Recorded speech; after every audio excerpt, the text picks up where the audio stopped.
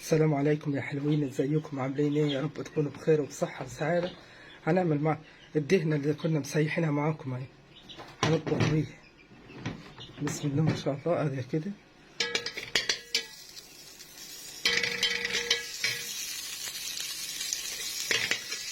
هنحط الدهنة او مية مادة دهنية تفضليها، سمنة، زيت.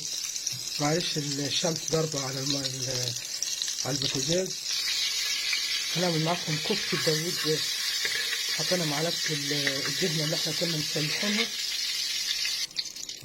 اهو. هنحط البصلة مبشورة، هنحمر. هنعمل معاكم كفتة داوود باشا يا حبايبي. بسم الله ما شاء الله. تحمر البصلة كده تدي لون ذهبي. بسم الله الرحمن الرحيم. تحط الطماطم،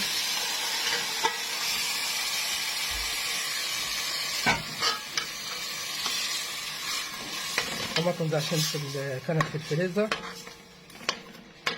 عندها طماطم فريش تحط عادي اهو يا حبايبي. بسم الله ما شاء الله. هاي تسيبيها بقى تتسبك على النار. تحط معلقة صغيرة سكر علشان تضيع الطعم الحاد اهو يا حبايبي. شوية سكر كده، هتسيبها بقى تتسبك على نار هادية. تكون جهزت الكفتة اهو يا حبايبي. حتة بنجر زي كده ترماها في الطبيخ، هتخلي الطماطم لونها احمر. بس انا ما بحبش اضربها في الخلاط. بعد ما تدي اللون بقى اطلعها وارميها يا بنتي. يلا حبايبي اهو. بسم الله ما شاء الله. ادينا عملنا عشان بس الفيديو ما يطولش تعملي كده.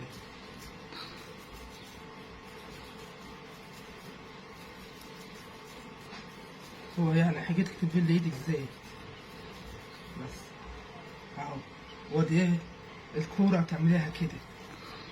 انا ما اجي اهو يا حبايبي. بسم الله ما شاء الله زي كده اهي. ادي الكفتة اهي عملناها. هنشوحها بقى عشان نحطها في الطماطم. بسم الله. شوية زيت كده ما تكتريش، كده هي فيها نص الزيت.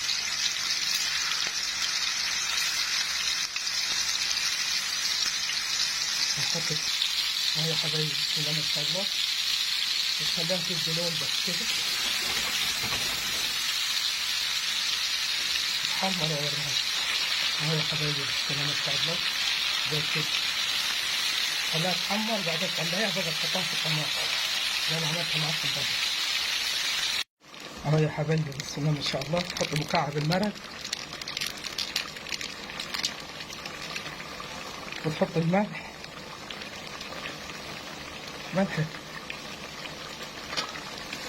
وشوية فلفل اسمر،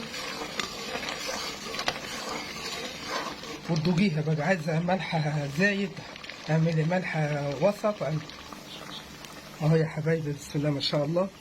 تحطيها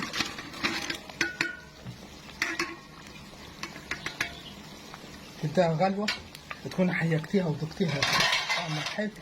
تاكليها مع رز. غلوة واحدة بقى وتنزلي